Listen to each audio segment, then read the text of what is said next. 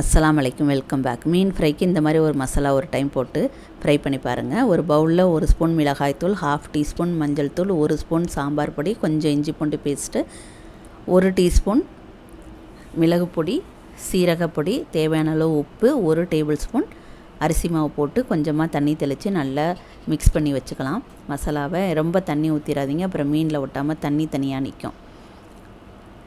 கொஞ்சமாக தெளிச்சுட்டு இப்போ மீன் இப்போ 1 கிலோ மத்தி மீன், இது மத்தி கிடையாது, ஆனால் ஒரிஜினல் மத்தினா இன்னும் உருட்டையாக இருக்கும். இது கொஞ்சம் சப்பையாக இருந்தது.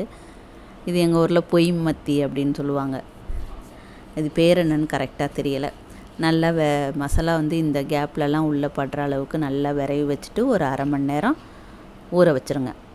ஊற வச்சுட்டு அதுக்கப்புறம் ஃப்ரை பண்ணால் தான் நல்லா உப்பு உரப்புலாம் இறங்கி நல்லாயிருக்கும். விரவிட்டு மசாலா விரவிட்டு கூட நீங்கள் டேஸ்ட்டு பார்த்தீங்கன்னா பத்தலைன்னா உப்பு உரப்பு போட்டுக்கலாம். இப்போ நான் தேங்காய் எண்ணெயில் தான் ஃப்ரை பண்ணுறேன். தேங்காய் எண்ணெய் ஊற்றிட்டு கருவேப்பிலை போட்டு பொரித்து எடுத்துட்டேன். அப்போ உங்களுக்கு பொங்காது கருவேப்பிலை போட்டோன்னா. இப்போ மீனை அடுக்கி விட்டுக்கலாம். ஒரு மீன் கம்மியாக வச்சுருக்கணும், ஏன்னா திருப்புறப்ப கொஞ்சம் சிரமமாயிடுச்சு. 2 பேட்சாக தான் ஃப்ரை பண்ணேன். இது 1 கிலோ மீன். நீங்கள் மீனுக்கு தகுந்த மாதிரி மசாலா போட்டுக்கோங்க.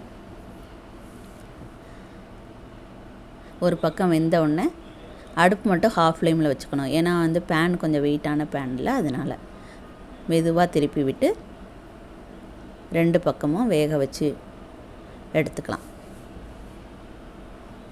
சாம்பார் பொடி போடுறப்ப நல்ல வாசமாக இருந்தது, ஏன்னா அதில் கடலைப்பருப்பு, பெருங்காயம், துவரம்பருப்பு, இன்னும் அதுலேயும் நம்ம சீரகம், வெந்தயம் இதெல்லாம் சேர்க்குறோம்ல, அதனால் நல்ல வாசமாக இருந்தது.